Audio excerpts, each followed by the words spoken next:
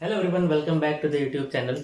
आज हम लोग जो स्टार्ट कर रहे हैं that is probably the most important topic of 10th science. We are talking about chapter number 6 life process and उसका टॉपिक फंक्शनिंग ऑफ हार्ट या फिर वर्किंग ऑफ हार्ट। तो आपने चैप्टर नंबर 6 पढ़ना स्टार्ट किया होगा। उसमें न्यूट्रिशन का एक पूरा का पूरा पोर्शन होगा, देन एक्सक्रीटरी सिस्टम का एक पोर्शन होगा, ट्रांसपोर्टेशन का एक पोर्शन होगा। But the most important, the most significant portion for 6 chapter is human heart, working of human heart के ह्यूमन हार्ट वर्क कैसे करता है।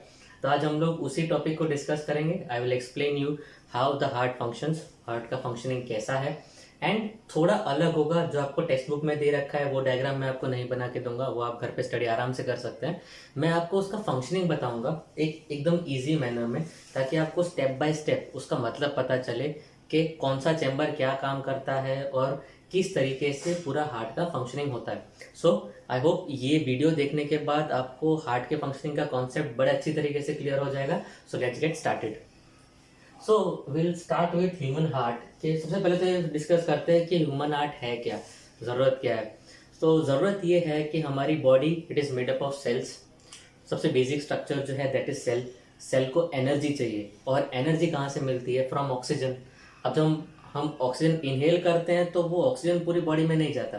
व्हाट हैपेंस इज कि हमारा जो ब्लड है, ब्लड के अंदर एक कंपोनेंट होता है that is haemoglobin, that has very high affinity for oxygen. वो क्या करेगा? ऑक्सीजन को एब्जॉर्ब कर लेगा। ये ऑक्सीजनेटेड ब्लड पूरी बॉडी में सर्कुलेट होगा, एंड जो सेल्स हैं वो ब्लड से ऑक्सीजन को एब्जॉर्ब करेंगे and they will start working, उनको एनर्जी मिलेगा उससे। तो हमारा फंक्शन, हमारा जो मेन पर्पस है हार्ट का वो क्या है कि हमें बॉडी के अलग अलग पार्ट्स तक, सेल्स तक ऑक्सीजनेटेड ब्लड को पहुंचाना है। That is the basic requirement of heart. Now heart काम कैसे करता है? It works like a pump. अब आपने पंप देखा होगा अपने डे टू डे लाइफ में। पंप करता क्या है कि वो प्रेशर प्रोवाइड करता है एक लिक्विड को, ताकि वो लिक्विड एक पॉइंट से दूसरे पॉइंट पे ले जा सकता है। जैसे आपने घर पे देखा होगा ना, लिक्विड को आपको एक जगह दूसरी जगह ले जाना होता है तो उसको पंप के साथ कनेक्ट कर देते हैं। पंप क्या करेगा? वो लिक्विड को प्रेशराइज करेगा, प्रेशर से लिक्विड मूव करेगा from one point two another. उसी तरीके से हार्ट क्या करेगा? From the position of the heart ये ब्लड को विथ प्रेशर बॉडी के अलग अलग पार्ट्स तक ऑक्सीजन को प्रोवाइड करेगा, ऑक्सीजनेटेड ब्लड को प्रोवाइड करेगा। So first point is that it works like a pump, एक पंप की तरह काम करता है। Now if we start the basic structure of heart, आपको टेक्स्ट बुक में भी एक डायग्राम दे रखा है, मैं आपको थोड़ा अलग डायग्राम से बना के देता हूँ। हमारा जो हार्ट है that is divided to 4 chambers. तो हार्ट के 4 चैम्बर्स हैं।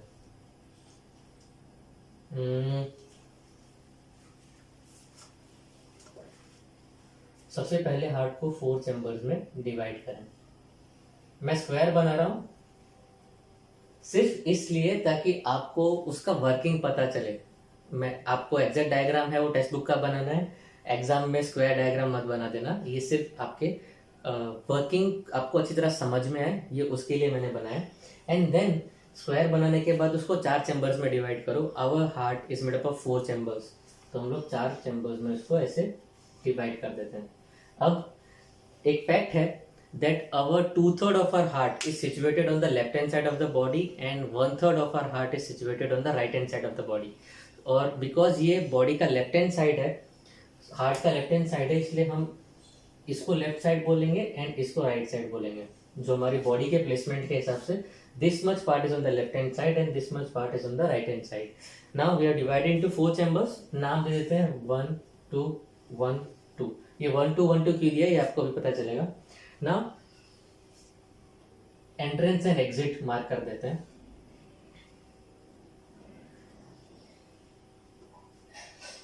इसको बेसिक जो मेन पॉइंट्स है ना उसके हिसाब से भी याद रखेंगे तो आपको इजीली ये आ जाएगा, याद आ जाएगा। एग्जाम के टाइम पे जब आप इसको स्टडी करेंगे तो आपको बेसिक कुछ मेन पॉइंट्स पता होने चाहिए बस, उसके बाद आप इजीली उसको बना सकते हैं। एक चीज़ जो याद रखने की है वो ये है कि हार्ट हमेशा टॉप पोर्शन से ही आएगा एंड एग्जिट वो हमेशा बॉटम पोर्शन से ही करेगा। ये एक पॉइंट हमेशा आपको याद रखना है। सो पहले चीज़ जो ये हमने 4 पार्ट्स में, 4 चैम्बर्स में उसको डिवाइड कर दिया। नाउ हार्ट को हम लोग 2 सब पार्ट्स में डिवाइड कर सकते हैं, टॉप एंड बॉटम। जो टॉप पोर्शन है उसको हम लोग कहते हैं एट्रियम, एंड जो बॉटम पोर्शन है उसको हम लोग कहते हैं ventricle. Okay, now since it is situated on the left hand side, this one is known as left atrium and this one is known as left ventricle. This one is known as right atrium and this one is known as right ventricle. Okay, यहाँ तक समझ में आया? चार portion, चार chamber, चारों के नाम हमने दे दिए. नाम क्या है? Left atrium, left ventricle, right atrium, right ventricle. और जैसे मैंने आपको पहले कहा था, ब्लड एंटर हमेशा करेगा फ्रॉम द टॉप, मतलब वो जो ब्लड है that will always enter the heart from atrium and always leave the heart from ventricle. Now because ventricle से हमें ब्लड को अलग अलग बॉडी पार्ट्स तक लेके जाना है, दैट इज वाई ये जो मेन पॉइंट्स है वो मैं साइड में लिख के देता हूँ आपको. जो मेन पॉइंट्स में क्या है कि वेंट्रिकल के वॉल्स ज्यादा थिक होते हैं.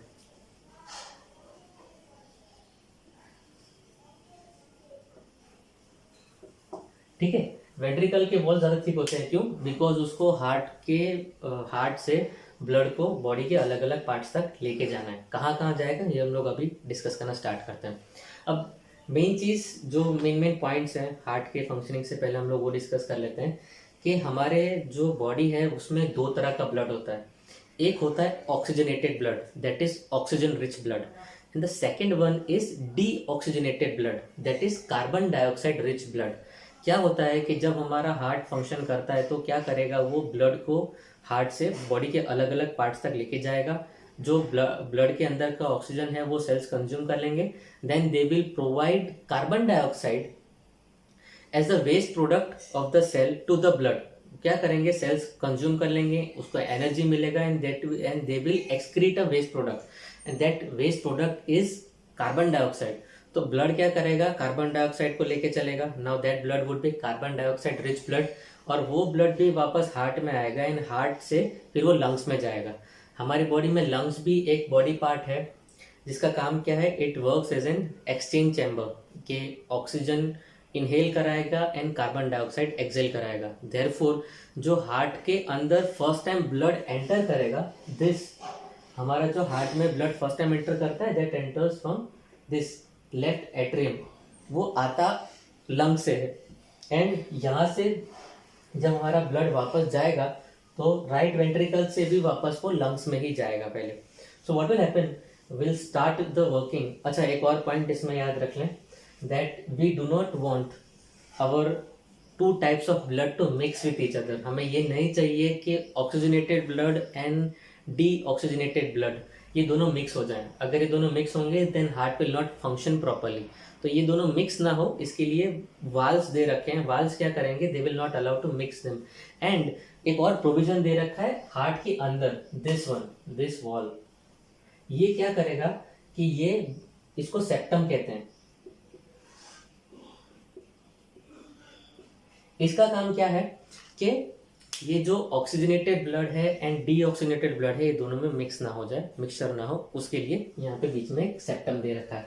नाउ स्टार्ट करते हैं कि ब्लड हार्ट के अंदर एंटर कैसे होता है. तो first thing it enters,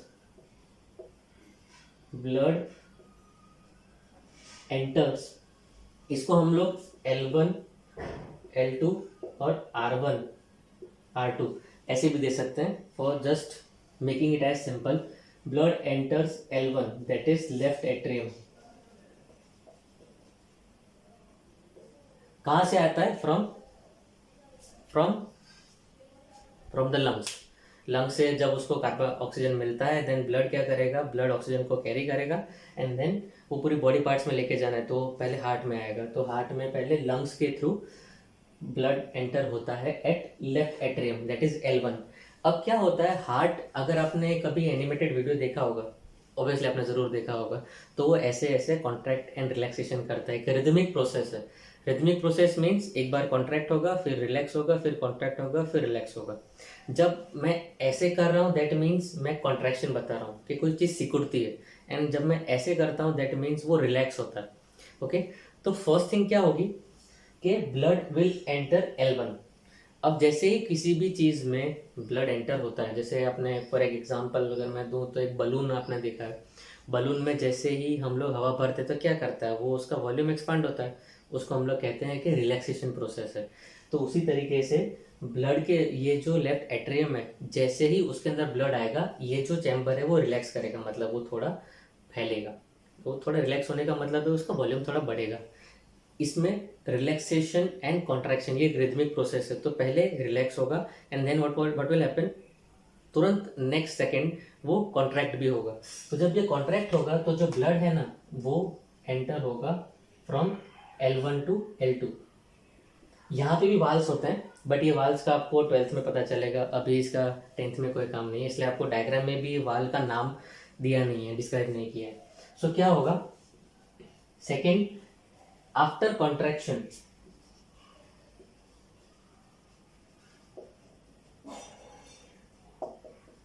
blood will enter left ventricle। ठीक है, ब्लड लेफ्ट वेंट्रिकल में एंटर करेगा। अब सेम थिंग इसमें भी होगा, जैसे ब्लड एंटर करेगा तो लेफ्ट वेंट्रिकल भी पहले रिलैक्स होगा and with in the next second वो वापस कॉन्ट्रैक्ट होगा। एक चीज हमेशा याद रखना है, जब आप किसी भी चीज में कॉन्ट्रैक्शन लाते हैं, जैसे आप किसी चीज को स्क्वीज करते हैं, तो मान लो आपने यहाँ पे कुछ रखा है, आप इसको स्क्वीज करते हैं तो क्या होगा, यहाँ पे जो भी सामान होगा प्रेशर के साथ बाहर निकलेगा। Same thing will happen with blood. जैसे ही ब्लड कॉन्ट्रैक्ट होने, ये चैम्बर के कॉन्ट्रैक्शन की वजह से बाहर निकलेगा, इट विल बाहर निकलेगा विद प्रेशर, उसमें बहुत सारा प्रेशर होगा एंड दैट इज वाई जो ब्लड निकलेगा वो इधर से बॉडी के अलग अलग पार्ट्स में जाएगा विथ हाई प्रेशर, उसमें ज़्यादा प्रेशर होगा। अब एक चीज़ और याद रखनी है, ये आपको दूसरा टॉपिक में है बट मैं इसी में सब कुछ एक साथ करा देता हूँ। जब ये ब्लड हार्ट से बाहर निकलता है ना from the left ventricle, then it moves in arteries, ये आर्टरीज बोलते हैं। आर्टरीज ब्लड वेसल्स हैं एंड ट्यूब्स हैं। तो ये ट्यूब्स क्या होती हैं कि arteries and veins and capillary, ये तीन होती हैं। तो आर्टरीज सबसे ज़्यादा थिक होती है। थिक क्यों होती है, बिकॉज ये जो ब्लड निकलता है that is with high pressure. आपने कभी ब्लड प्रेशर मॉनिटर किया होगा, कभी सुना होगा, ब्लड प्रेशर में दो तरह के प्रेशर होते हैं, सिस्टोलिक एंड डायस्टोलिक। तो सिस्टोलिक प्रेशर क्या होता है, जिसकी वैल्यू ज़्यादा होती है, that is the pressure of veins और आर्टरीज, जब आर्टरीज में जाता है। एंड देन एक होता है डायस्टोलिक, हमेशा ब्लड प्रेशर की दो वैल्यूज होती हैं। डायस्टोलिक में क्या होता है, जो वेन्स के थ्रू वापस हार्ट में जाता है। तो arteries thick wall just because वो ज़्यादा प्रेशर में होता है, तो प्रेशर को एब्जॉर्ब कर सके, प्रेशर को बेयर कर सके, इसी के लिए आर्टरीज रखी जाती है।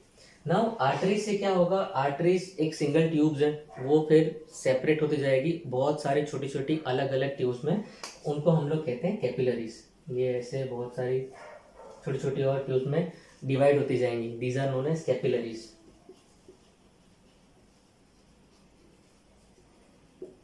ओके, कैपिलरीज के थ्रू वो बॉडी के अलग अलग पार्ट्स में जाएगी, सेल्स को ब्लड मिलेगा, ब्लड जो करेगा, ब्लड सेल्स क्या करेंगे, जो ऑक्सीजनेटेड ब्लड का ऑक्सीजन है उसको एब्जॉर्ब कर लेंगे, एनर्जी मिलेगी एंड देन वो ब्लड को कार्बन डाइऑक्साइड देंगे as a waste product and then now the blood will carry carbon dioxide. तो क्या होगा, ये कैपिलरीज आगे जाके अब ये यहाँ से एक से इतनी सारी स्प्लिट हुई, ये सारी की सारी जगह मिलेगी अब,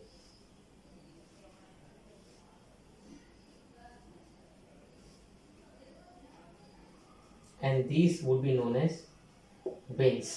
ये वेन्स में आके मिलेगी। तो arteries will supply oxygenated blood, veins will supply carbon dioxide rich blood और डी ऑक्सीजनेटेड ब्लड। आपने देखा होगा ना, कभी इंजेक्शन मारते हैं, सुई घुसे रहते हैं अपने बॉडी में, तो वो सुई ये वेन्स में घुसाते हैं। ये चीज़ याद रखना, यहाँ पे वेन्स यहाँ पे डालते हैं या पीछे डालते हैं, कई जगहों पे पैरों में भी डालते हैं, पैरों से भी वेन्स में ब्लड, जो भी हमें इंजेक्शन में जो भी मेडिसिन होती है ताकि वो वेन्स में मिल जाए, सिर्फ उसलिए। बिकॉज आर्टरीज में तो ब्लड आ रहा होता है और वेन्स में से ब्लड हार्ट में जा रहा होता है, तो क्या करेंगे, हमारे को मेडिसिन को जिस तरीके से आ रहा है उधर फ्लो करेंगे तो प्रेशर से आदमी की डेथ भी हो सकती है। देयरफॉर वेन्स में मेडिसिन को भेजा जाता है बॉडी के अंदर। तो ये वेन्स से क्या करेगा, अब ऑक्सीजन, अब हमारे पास आ गया है डी ऑक्सीजनेटेड ब्लड। ये D oxygenated blood that will move and that will enter now the heart again, and ये एंटर होगा राइट एट्रियम में। जैसे मैंने वीडियो की स्टार्टिंग में बताया था कि हार्ट के अंदर जब भी ब्लड एंटर होगा that will always enter from atrium. Okay, तो अब जो हमारे पास डी ऑक्सीजनेटेड ब्लड है that has entered right atrium, that is D oxygenated blood enters right atrium और R1 एंड ये था हमारा L2।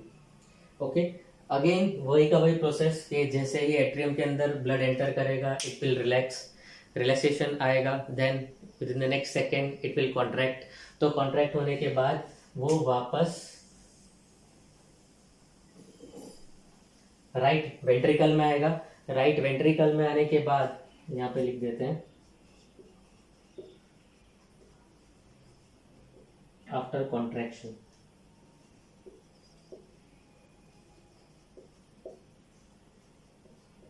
Blood will enter right ventricle, that is R2।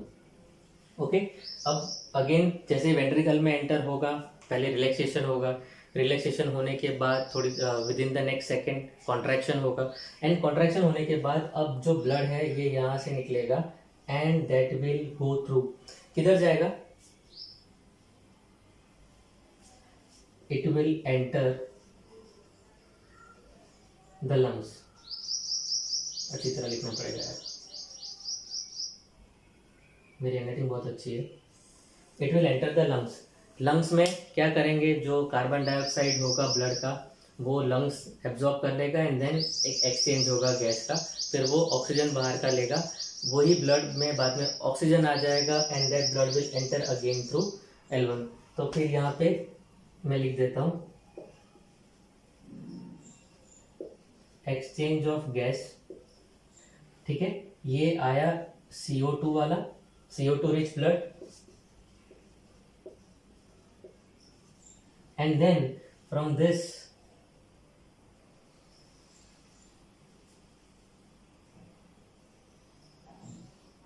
the first process, थोड़ी टेढ़ी मेढ़ी लाइन बन गई,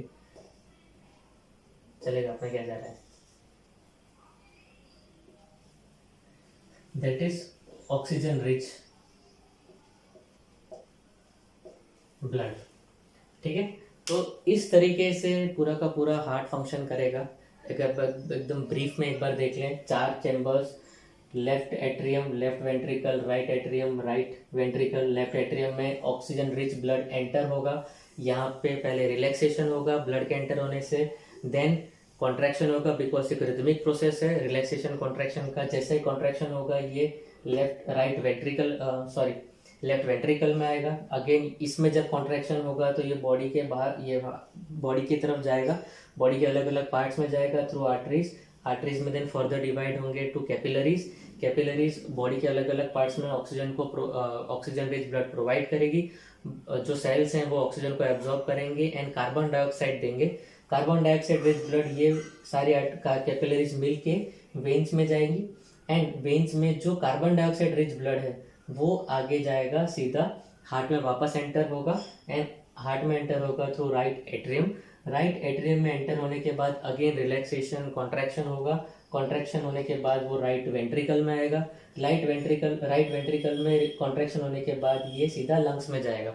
lungs में कार्बन डाइऑक्साइड का एक्सचेंज होगा विद ऑक्सीजन, तो जो ब्लड है अब ऑक्सीजन रिच हो जाएगा एंड वो वापस स्टार्ट होगा from the first point that is left atrium.